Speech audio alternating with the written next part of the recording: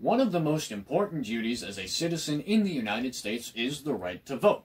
We have had conflicts, suppression, and denials about voting, and these caused us to codify this right. There are 3 amendments to the U.S. Constitution that apply to voting. The first is the 13th, which gave the right to vote to freed slaves. The second is the 19th, which granted the right to vote to women, and the third is the 26th, which set the voting age at 18. In 2018, we had midterm elections, where 42 female freshman members joined the United States Congress. We had the first 2 Native American congresswomen, the first 2 Muslim congresswomen, and the youngest congresswoman in history. This can also be seen as the beginning of female political empowerment. It's intriguing that one gender could have so much an effect on the outcome of an election, and it's hard to remember that women have only had the right to vote for about 100 years now. How could a country founded upon the right to life, liberty, and the pursuit of happiness deny almost half of its population access to a voice in government, even after giving freed slaves that right, at least on paper? Some people read the first section of the 14th Amendment, the one defining citizen and offering all equal protection under the law, as giving both genders equal rights. Women's rights activists like Elizabeth Cady Stanton and Susan B. Anthony had their way. The 15th Amendment would have included women's right to vote in it. Things were shaky enough after the American Civil War, though, that the final wording did not include women. Now, that does not mean that all women did not have the right to vote. New territories like Wyoming, Utah, Colorado, and Idaho gave women the right to vote before the end of the 19th century. Wyoming state constitution guaranteed women the right to vote, and because of that, they were almost denied statehood. Wyoming state legislatures sent a telegram to the president and Congress stating that Wyoming would remain out of the Union for 100 years rather than sacrifice women's right to vote. President Benjamin Harrison ended up signing Wyoming into the Union as the 44th state anyway. The Washington Territory was the first to bring up women's right to vote, but they voted no. All in all, 21 states had some form of voting rights for women in the early 20th century. The failure to get the national women's right to vote attached to the 15th Amendment, however, caused 2 separate women's suffrage groups. The National Women's Suffrage Association, with Elizabeth Cady Stanton and Susan B. Anthony, who were angry about the outcome of the 15th Amendment, and the American Women's Suffrage Association, founded by Lucy Stone and Julia Ward Howe, who supported the 15th Amendment. It would take more than 20 years for the 2 groups to come together. Women didn't wait for the right to vote before having an influence across the United States. Temperance groups, or anti-alcohol groups, had begun campaigning in the 1820s against public drunkenness and alcoholism. These groups were heavily run by women, and their actions led to the 18th Amendment, or Prohibition. The success in passing the amendment made suffragettes confident that the right to vote for women would one day pass too. The 20th century brought a new, more aggressive suffragette into the mix. Stanton and Anthony died, leaving behind successors like Carrie Chapman Catt. Catt sought to change things by working with politicians, including President Woodrow Wilson.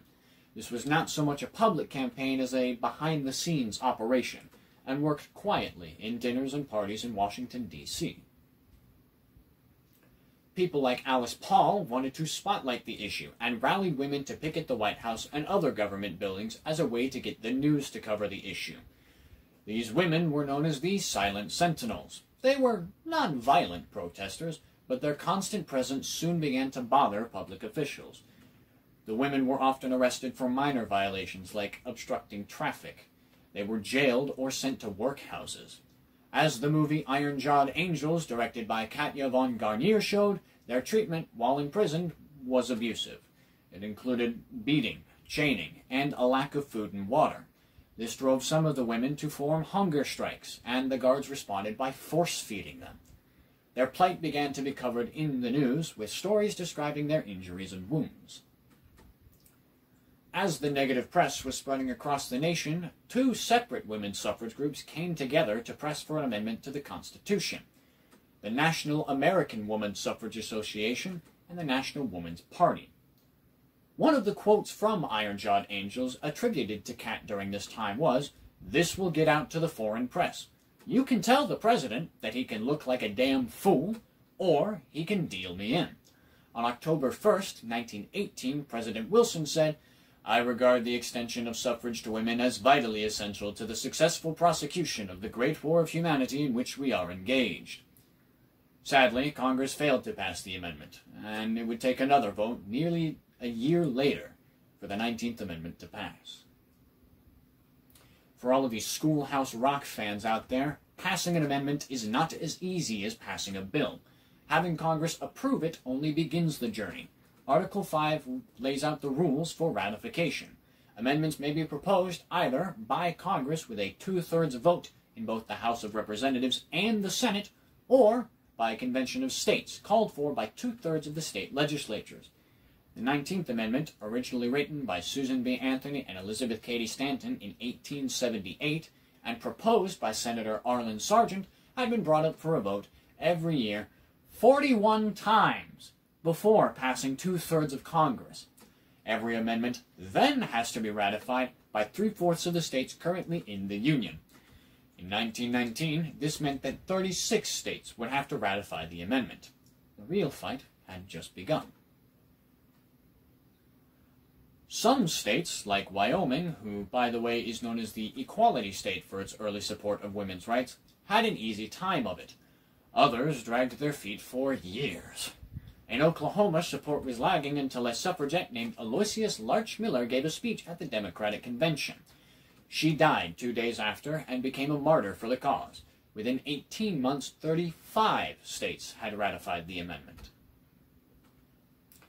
Probably the most famous story of the ratification happened in the last state, Tennessee. This was the 36th state vote. The voting had come down to the House of Representatives, and a young legislator received a letter from his mother just before the vote. According to History.com, the letter read, "Don't forget to be a good boy and help Mrs. Cat put the rat in ratification." The vote passed 49-47 because Harry T. Burns followed his mother's advice. You would think that was the end of it, as 10 million women gained the right to vote that day, but it's a sad thing to know that the final state, Mississippi, did not ratify the 19th Amendment until 1984. What came out of that? Well, Franklin D. Roosevelt's mom became the first candidate's mom to vote for her son. It actually spawned a Supreme Court case challenging its constitutionality, Lesser v. Garnett.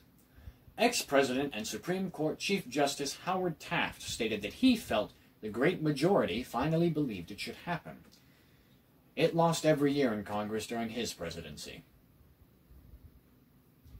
The passing of the right to vote for women doesn't mean that everything was over.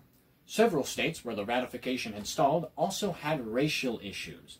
This meant that even after the 19th Amendment passed, black women and men were still having their votes suppressed by violence, poll taxes, tests, and qualifications they could not meet. It would not be until the 1960s that all of that was addressed. Remember, the last state only ratified the 19th Amendment in 1984. Women have made great strides in governing since then, slowly working their way to true representation at all levels of governance. A woman successfully became the candidate of a national political party, and, in 2018, the most women ever ran for political office. Many of them were close races, but a lot of them won. 116 of them are a part of the new U.S. Congress, and we have a record 130 women serving in the current Congress. There are 105 women serving in the House of Representatives, and there are 25 in the Senate. 5 women have campaigned to be president this election cycle, and 1 is in the top 3. I wonder what the next 100 years will show us. Thank you for your time. Ta-da! Bruh. Press the buttons or help with the camera. What do I press? Get the other camera and just press the button next to the eye.